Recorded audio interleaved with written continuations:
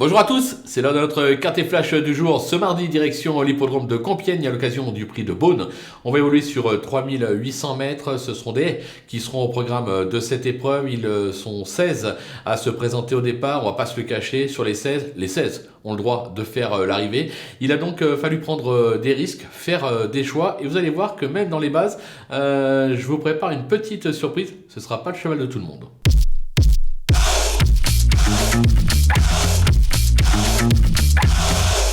Allez, c'est parti, nos bases avec le numéro 16, Capodimonte.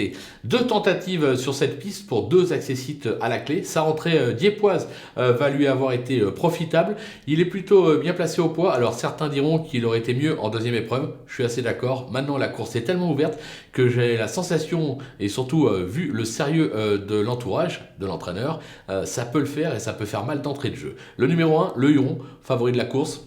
Deuxième du prix Ardati au printemps à cette valeur. Il n'a pratiquement jamais déçu sur les balais et a déjà bien fait à Compiègne. Même pour une rentrée, il peut s'annoncer redoutable. Le numéro 10, Eximia, elle s'est placée à ce niveau à la mi-avril sur l'hippodrome d'Auteuil. Elle affiche 100% de réussite à Compiègne, est comme steeple.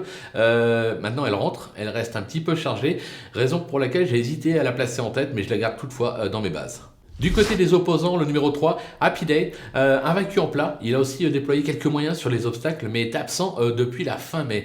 Il est, je pense, chargé pour son premier handicap, raison pour laquelle je ne l'ai pas mis dans les bases. Maintenant, c'est un cheval qui peut très bien, d'entrée de jeu, s'imposer. Le numéro 9, Captain, toutes ses dernières courses sont bonnes, notamment dernièrement pour sa rentrée avec un succès à la clé. Même s'il n'a jamais brillé à ce niveau, je me dis que sur sa lancée, attention à sa candidature. Le numéro 8, Allo on Fire, il a gagné l'hiver dernier à Cannes-sur-Mer et depuis, ses 3 échecs, avec toutefois un bémol sur sa dernière sortie qui est plutôt encourageante et c'était à ce niveau. Raison pour laquelle je me dis que peut-être que le cheval a changé, s'est endurci et que maintenant il est compétitif dans cette catégorie. Attention à sa candidature. Le coup de poker, on le connaît bien, c'est le numéro 2, Risque du Brisé.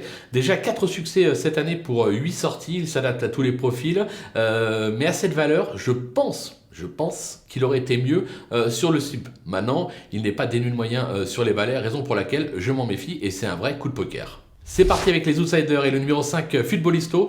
Il a des pertes sur les balais et à ce niveau, mais reste surtout un spécialiste de Clairefontaine. Il aura pour lui sa forme avancée, pourquoi pas. Le numéro 6, Tchenko Magic. À 10 ans, il a prouvé cet été à Clairefontaine qu'il valait ce niveau. Maintenant, en 59 de valeur, la donne change et ça se complique.